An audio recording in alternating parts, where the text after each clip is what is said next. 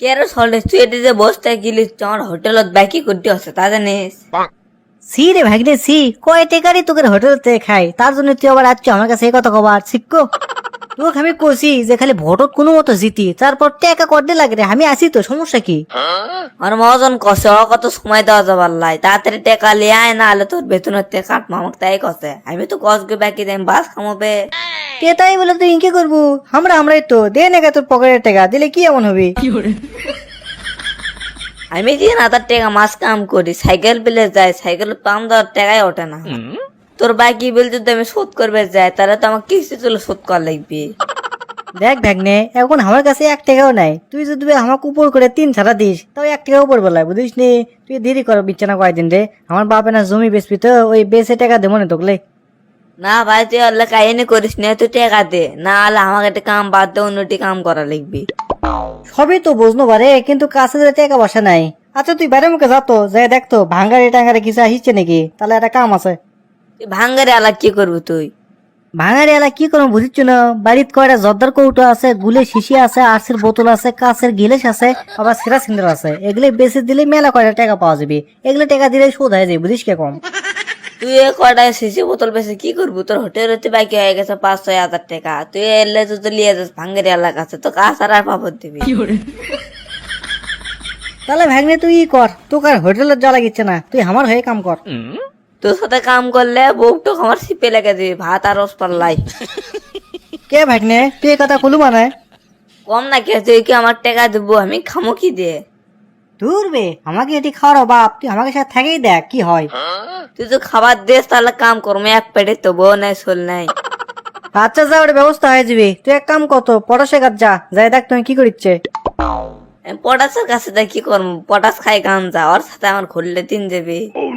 আরে বে তুই কোনো বেশি বুঝিস কেরে পাগলা, ওরা হচ্ছে সমন্বয়ক, ওরা এখন টাকা তুলবার গেছে বিভিন্ন দোকানে দোকানে, প্রচুর টাকা কালেকশন করে, ওদের সাথে থাকলে তোরও লাভ আছে, বুঝিস।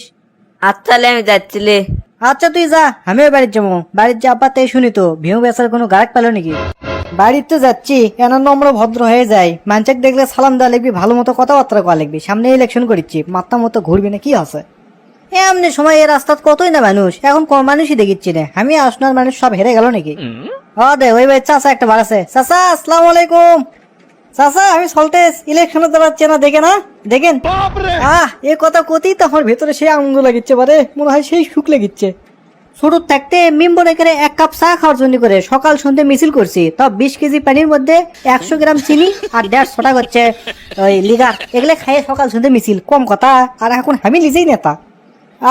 এলে পুরোনো কথা ভাবলি তো মাথা মতো সব করতে ওঠে, কতই না কষ্ট করছি, আর এখন তো আমি নিজেই নেতা। বাড়ির যে আব্বা কয় জমি কোনা বেচছে নাকি, তাড়াতাড়ি ভোট দাঁড়ান লাগবে, মাত্রা নষ্ট। ভালো লাগে রে লাগে, ভালো লাগে রে লাগে, এগুলো কথা ভাবলে ভালো লাগে।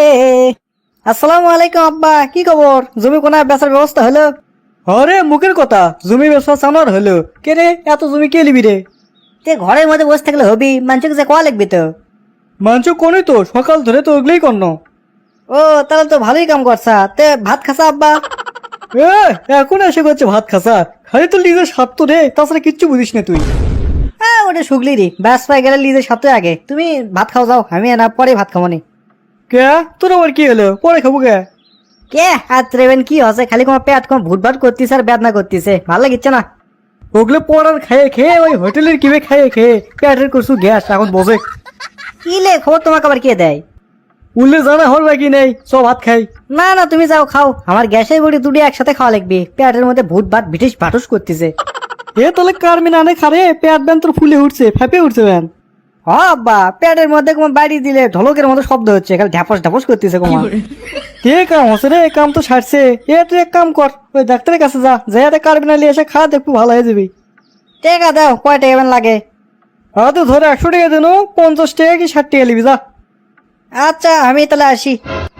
তো দর্শক বন্ধুরা, আজকের ভিডিওটি আপনাদেরকে কেমন লেগেছে তা অবশ্যই কমেন্ট বক্সে কমেন্ট করে জানাবেন, আর এরকম ভিডিও পেতে আমাদের চ্যানেলটিকে সাবস্ক্রাইব করে পাশে থাকা বেল আইকনটি ইনেবল করে দিতে ভুলবেন না। তো ধন্যবাদ সবাইকে, ভালো থাকবেন, সুস্থ থাকবেন, happy peace, love you guys.